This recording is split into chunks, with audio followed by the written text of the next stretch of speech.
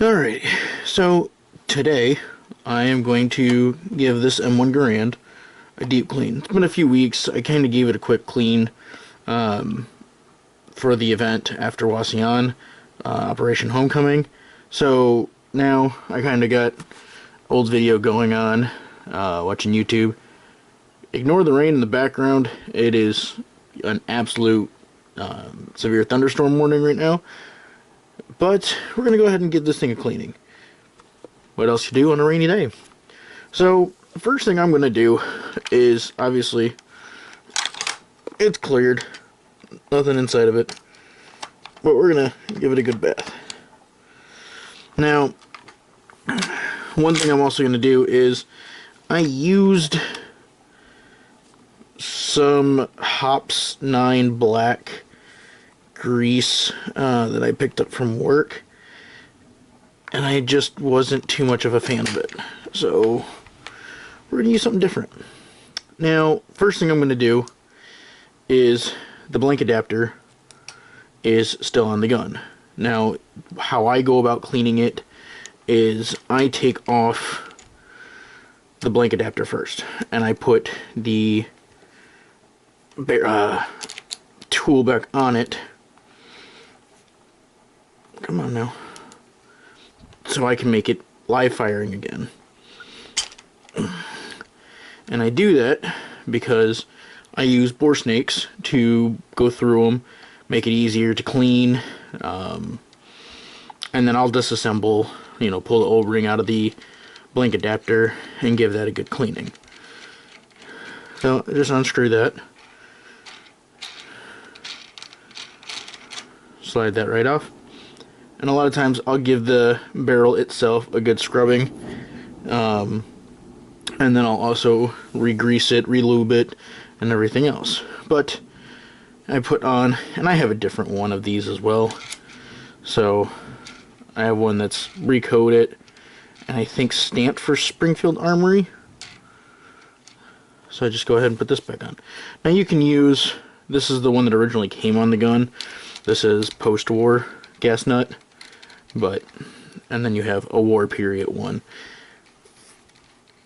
The war one, the post-war one doesn't get as loose, but we always check them. Like if we're in an event, we're shooting, we're doing anything involving these guns, we always have a guy come around, and we either have the tool and go around and make sure they test them, or they'll have like a hex nut or an Allen key wrench, and we make sure these are nice and tight, because we don't want these flying off and hurting somebody. Blank adapter as is, just has a little O-ring nut on the inside of it, and you can get those off with just another Allen key.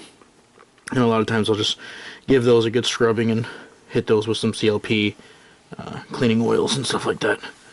So what I'm going to do now is I'm going to separate the two parts, the wood of the gun, or the stock itself, from the actual firearm. And a lot of times you'll see some of them that don't have the O, or the O part right here on the trigger guard, and some of them will. I do have another piece, or another version of this, that doesn't have that. Later war period, they did try to make them so fast, so they just left those off and didn't make them one piece. But cleaning them, stick a screwdriver in there or something to get some leverage, does make it a lot easier. And just slide these right out. And a lot of times with these rifles, you might have to give it a tap. Just tap up here. A few taps, comes right apart. And I set this off to the side. Now, one thing I am going to do with this thing, as you can see in one of the homecoming videos, I fight this. And I do like to keep it a little loose within these three spots. I absolutely love this sling. It's been good to me, but lately, because these are so worn out, and trying to get this into a different slot is an absolute pain. You got to widen these or bend these, and these are sharp as an SOB. I have a nylon one somewhere in this cluster that's going to get replaced, and that's going to get thrown on probably while I'm cleaning this. I probably won't record it. Calm down out there. So, easiest way to take this apart, just like as it is just now, You have your op rod spring, your bullet guide, and everything else. And a lot of times what I'll do is just a simple cleaning. Easy way for me, one thing that I always do is I remove the op rod spring first. And it relieves all the tension on this gun so that you won't give yourself M1 thumb. And while I was cleaning this at one point, I did. Didn't realize where my finger was, and I pushed down on the follower. I got M1 pinky, and that sucks. So, easy thing that I'll do is I'll just go ahead and disassemble. And I'll put all my little parts off to the side, because then I'll spray them down here. Now, everybody's going to be methodical in how they do the cleaning. Everybody's different. This is just how I clean my M1. The end of the year, like the very end of the year, like all my reenactment events are done. I'm no longer doing an event. There's nothing coming up. I'll actually puss out and take this to a place and have them do a deep clean and really get into the firing pin and re-grease it and oil it that way. I don't have the proper tools to disassemble the firing pin. So, and as you just saw, little pin right in here pops out, takes all my guide rod or my follower and my bullet guide and everything else right out, makes it easier, and I'll put all those parts off to the side. Kind of trying to talk here at the same time and do this, so please bear with me. Now, to get your op rod off itself, get it back here to the very end of the position and just lift up and wiggle. And, or sometimes you might have to send it forward. Just lift right up. There comes your op rod. Now, if you're ever running your gun on an M1 and you just go to rack it back and this just constantly comes off the track or off your guide there, if you have a micrometer, test this. These will become out of military specs, and when they do, they will come out constantly. And I know that from experience because that's what happened to that. It constantly came out of the specs, and when it came out of specs, that had to be replaced. Still Springfield Armory parts, not original to the gun when I first got it, but nice enough. And then I take out my follower. Like I said, I had that Ops 9 grease. Not really a fan of it. And then you just angle your plate till that comes out. And then that'll hold, like I said, your firing pin and all your other bells and whistles. Like I said, I do not trust myself enough to take that apart, so I'm not going to do that. Now, the way that I clean my M1 is I use bore snakes. I don't have a problem with bore snakes. A lot of people say that they do. I've never had an actual issue with it. Some people will. The strings will rip, or your counterweight eyelet will rip off. That is a possibility. That can happen. If it starts getting too worn down, replace it. You can buy them for a couple bucks at your local gun shops, gun stores, and stuff like that. Get a decent one. I'm probably going to have to replace this. I do have other ones here, and I always leave one in my kit. So CLP is stuff that I use. Every person will have their own gun oil that they like to use, whether it be Hops 9, Remington oil, or anything else. I love Hops 9, and I love CLP. I don't have a problem with either one of them. Just depends on what you want to use. I've used Rem oil in the past. To me, and it's not a shot against Rem oil is just a little watery for me, and I still use it. I'm never going to doubt it, but to clean a gun, I would prefer something else. It's a 3-in-1, a cleaner, lubrication, and a preservative. I've used this stuff for years, and like I said, I will still use Hops 9. But what I'm going to do, I'll just rack this thing back. Like I said, please ignore the rain. And I'll just give myself a couple sprays on the inside, a couple on the out right there.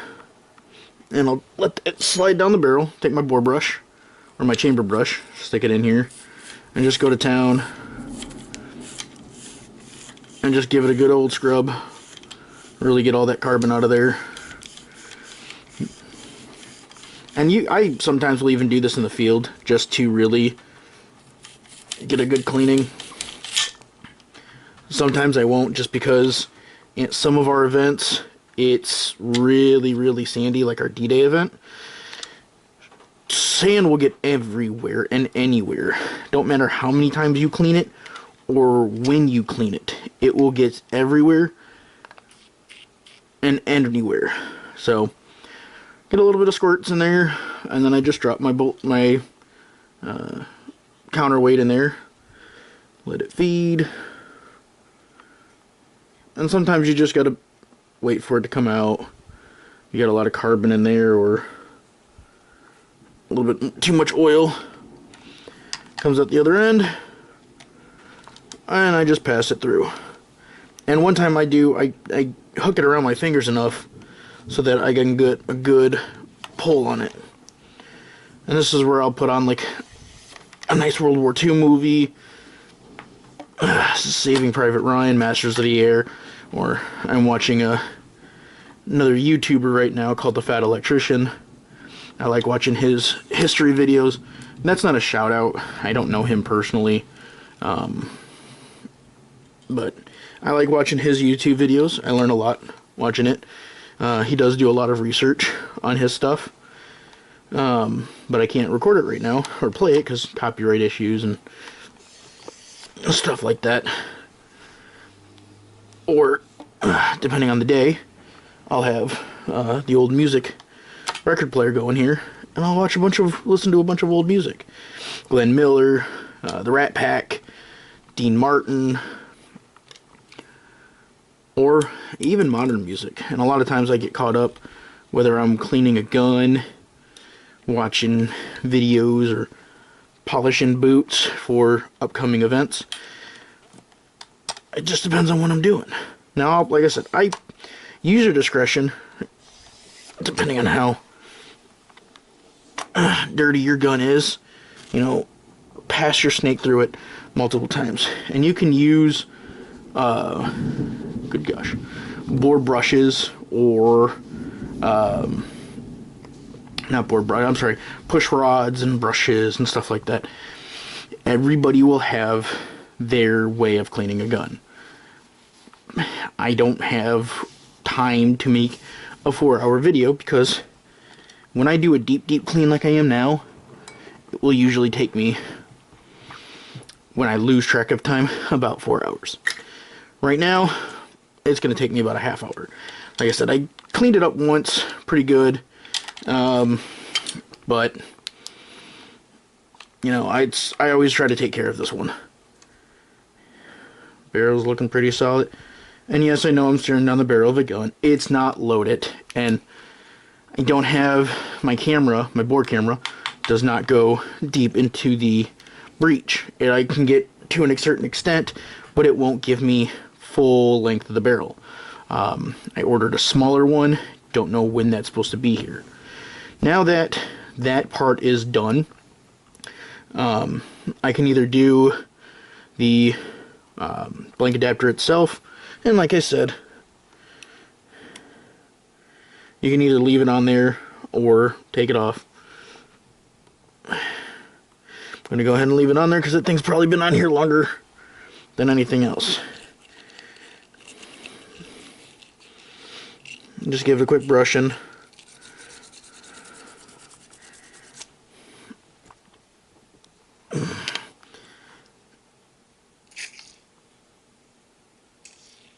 Now, one thing that I do, and I forgot this step while I was cleaning the barrel itself, I'll take the CLP. The straw sometimes is finicky going on the cans, but other than times, it's not terrible. So I just spray all my parts down,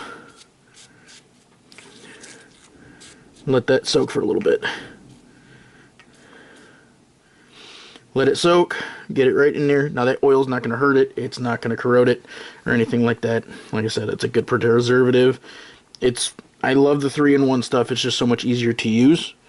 If I had, and you can use Q-tips for your nitty-gritty spots. And like I said, after every big event, so I think our very, very last event is usually in October, which is Lauer Farms. That's usually our last event. And after that event, I'll take it to a professional gunsmith. He will deep clean this, lube it, oil it, grease all the nitty-gritties and everything else. And even after I clean it, you will still find the lovely D-Day Conneaut sand. I have washed my uniforms, my equipment, cleaned this numerous times, and there's times I still find sand in any of my stuff. So I just do a little bit of cleaning. And like I said, you can do as much of a more of a deeper clean and stuff like that. I still shoot this live firing. I don't have anything coming up to shoot this live firing. I do plan on doing rifle grenades, the training rifle grenades. They're fake. Off of this, and do more of an in-depth with that instead of that short video that I have posted. I do also have a 1917 30-06 rifle. It has been sporterized, but I am going to be doing a video on that soon, when the weather warms up or not pouring down rain. So I just wipe down all these parts, and like I said, after they've been sprayed down, I'll just give everything a good wiping. If I still feel like there's carbon on it, I will get a scrub brush out of my actual cleaning kit and scrub everything down with that CLP stuff. A lot of times I can just wipe it off if I feel some really good thick carbon on there. I might actually get the brush out, but usually I take care of this pretty well, so I don't have to scrub too crazy. So I just get all the nitty spots that I can get to. And if I leave a little bit of carbon on there, it's not the biggest end of the world. These guns were an absolute tank drivers, so if they're a little bit dirty, it's still gonna run. Eventually I'm gonna get a new stock for this thing, but right now I don't have the money. I am in the market of getting another firearm, one that I've been eyeballing for my personal collection for a little while. They're just very hard to come across, and I have an eye on one, and that's as far as I'm going to say. I have a photo of my grandfather who had one while he was in the service, and I'm gonna keep an eye on one that I have my eye on, and hopefully I can get it.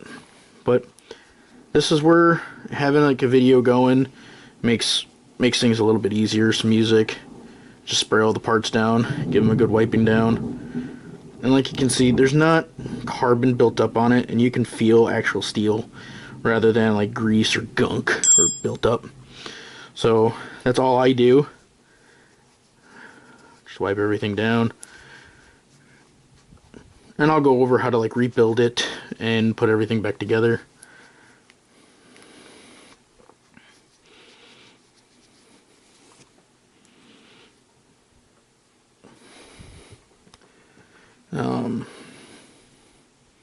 Hopefully people are still liking the videos. I'm trying to do more stuff with splitting camera view, doing more stuff with shorts. I kind of got in trouble with YouTube a little bit. Not really in trouble. I posted a short video of reenactors singing a song, which is a love song. YouTube took the video down. Nothing against YouTube. I have no hard feelings, but I just want YouTube to understand it's a love song. It has no political stuff involved, but it's YouTube. Not gonna argue it. That it is what it is.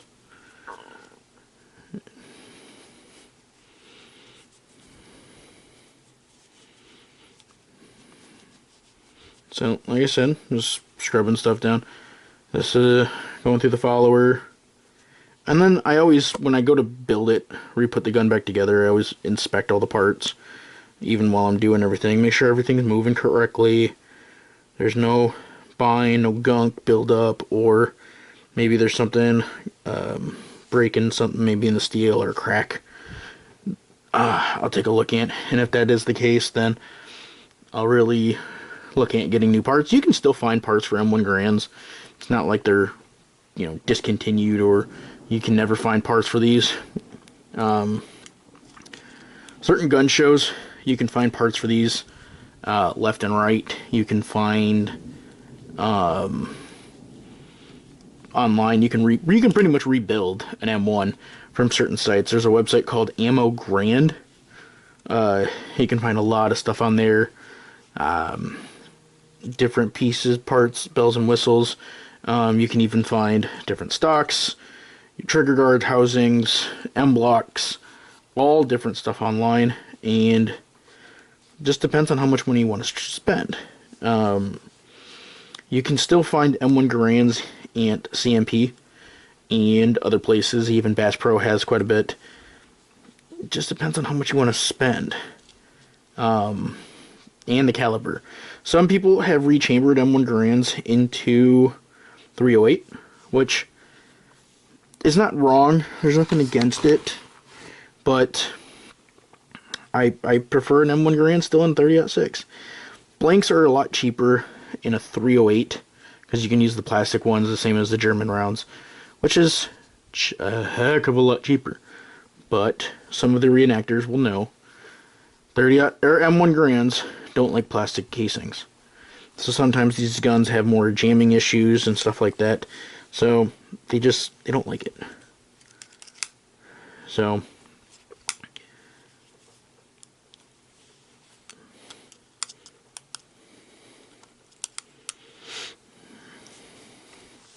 now it's going to be hard to see, but you can see how it's stamped at the very end, SA, Springfield Armory. Like I said, I believe, I don't remember now at this point, but I'm pretty sure 100% that this gun is back to Springfield Armory parts. I think there might have been one more part I had to change out. I do have to change out, I believe for this year of this one was 41 or 42. I had to change out the rear sight and do the locking bars, which that's something I do have to do eventually on my list, but right now, not yet. So, now that all my parts are clean... Oh, I forgot the hot rod. Hot rod spring. So what I'll do... a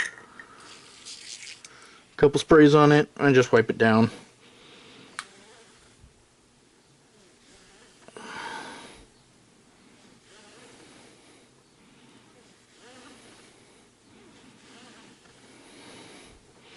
And I'll throw a little bit of grease in there at the end.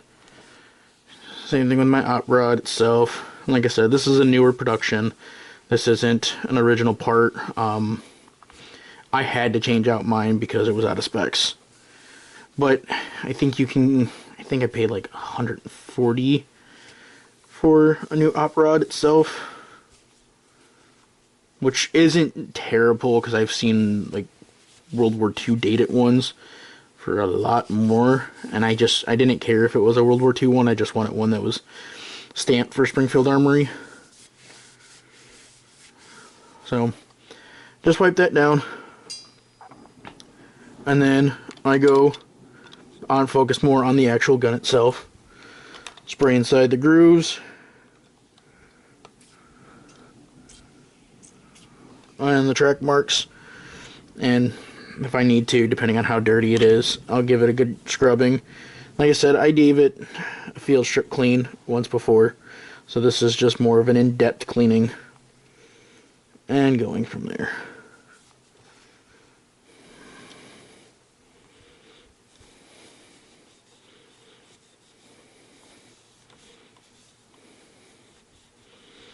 Now, the next gun that I'm probably going to go over and do a in-depth cleaning with is going to be the 1911. I did use that at the event as well, and I'm going to go through that. And like I always tell people, if you guys are interested in joining reenacting, definitely let me know in the comments. I'll get you squared away with information, how to join our group, or if not our group directly, other groups, just depending on what you're looking for. So now that everything is done. I feel confident with it. I don't see anything else wrong with it, and I didn't see really much carbon cleaning off of it. And if I don't feel confident, I'll grab another rag, wipe spots down, go to town on that barrel again. Like I said, I feel pretty good with it. So what I'll do, slide my hot rod back in, rotate that over. Actually, I'm gonna hold off on that. I'm gonna put the plate cover back in, and what I'm gonna do is, like I said, I had that Hops 9 black goo stuff that I was originally using. I'm not too much of a fan of that stuff, so I'm gonna use a little bit of actual frog lube. And I thought this was going to be like a needle function of it. It's not, so I'm going to grab me a toothpick so I can really focus on getting this in the odd spots. Okay. It's pretty fucking watery.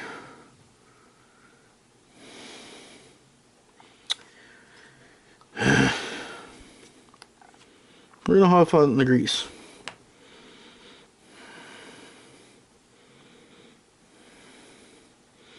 So, I would use a grease that's not too thick, not too heavy, not watery, for God's sakes, holy gosh. Which I've used frog lube before. I don't understand why this is so watery. So, yet again, personal preference. I'm just going to use the gun oil that I have and use it in the certain spots that I always do, and go from there. So you can get CLP in smaller bottles as well.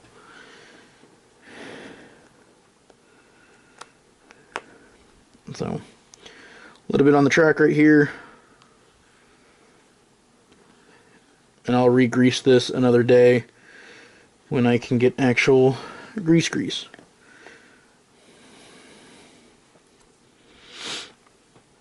So your plate has to go in a certain way. You can't just shove it in there. You have to kind of angle it, play around with it a little bit to make sure it can get into the right location. Once it fits back in, just slide it back. Just work the action a little bit so it can really go on that track. Once you get that in place, get your op rod in here. Just feed that right on in. And you can do more of a depth cleaning as well, like taking your guard apart, stuff like that. By doing that, it doesn't hurt. Like I said, it gives you more stuff to inspect. I'm not going to do all that just because of the fact that I just don't have the time to make a full like 2-hour video. But you take your tube off, your guard, really get into the nitty-gritties into there. I don't do that too often. I'll do that every so often. Get your op rod on there. Just work it in. Now that I got that worked in a little bit, stay.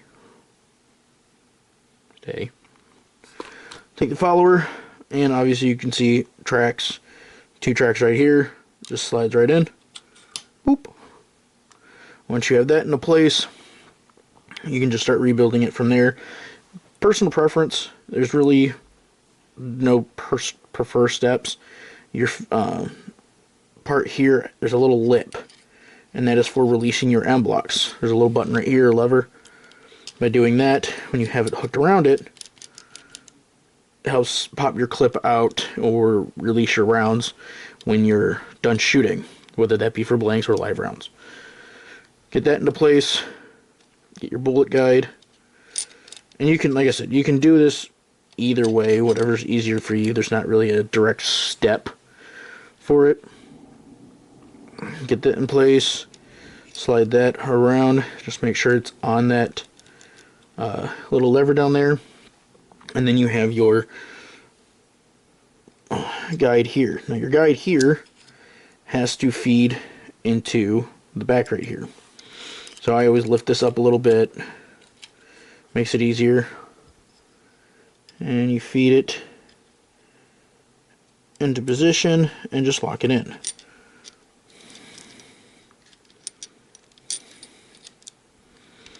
Now once you have that in place, take your pin. Pin only goes in one way, comes out the other, and then that's in place. Makes it easier to lift up, moves your arm, everything else. Now the next part here is kind of a pain, and it can be a pain. Usually I would do a little bit of grease in your op rod tube, or your op rod spring tube, but because that grease is questionable, I'm just going to do a couple drops of oil. And they're not, it's not a steam powered engine. You don't need a crap ton of oil to let these guns run. You can run them dry. Some of our guys that I know that do reenacting have not cleaned their guns for like 4 or 5 years, and they're still going strong. They jam a little bit here and there, but not as bad as you would think. So op rod spring just right on in, and this is where I would lift up on the follower just a little bit, just to kind of ease that pressure. You want to make sure your op rod teeth, your op rod spring goes right back on that lever, and it feeds into that guide. Once it feeds into that guide, you're all set. Everything still functions. Now I would put grease right here, metal to metal for friction. Same thing in the track. Just grease metal to metal. Anything metal to metal on friction, grease as much as you can. Now that that's done, I grab my stock, close up my oils. I'm pretty much done with those. Slides right up here at the top, latches down, and slides right into place. Sometimes it might be a little tight, you might have to slap it into place. And then trigger guard right in, and you're good to go. Now it's still set for live firing, and I don't plan on doing any live fire shooting, so I'll put the blank adapter back on.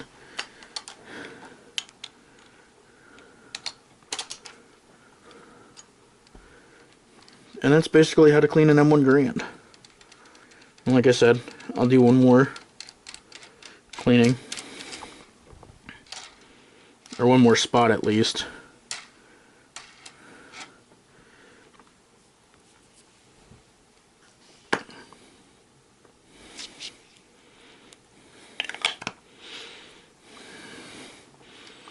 I just clean around the barrel, around the threads for the gas tube and stuff like that. Not necessarily a mandatory, I would say, just helps really get off that built up carbon, or if you ever dropped your gun in the sand and stuff like that, it can help. My rifling on this gun is still solid, so I'm not going to replace it just yet, but probably in the next couple years I might have to. Not looking forward to that day, but keeping old guns running, especially one that I use constantly for reenacting and live shooting still, it can get pricey. So I just go ahead and put my blank adapter back on. Hand tighten that down. And I could use a screwdriver if I wanted to, but I always just use the tool. This is a post-war II tool as well. I need to get myself an actual World War II one and just get it nice and snug.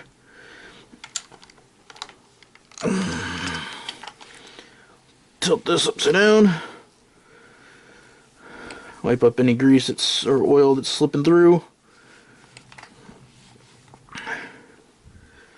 Pop open my butt plate here. I have to use a screwdriver because this thing is snug as a bug. And the last time I did it, I almost lost a finger. And I just fold my tool up, stick that right in there, and she's done. So that's cleaning an M1 Garand. Like I said, the next video I'm going to do is the 1911.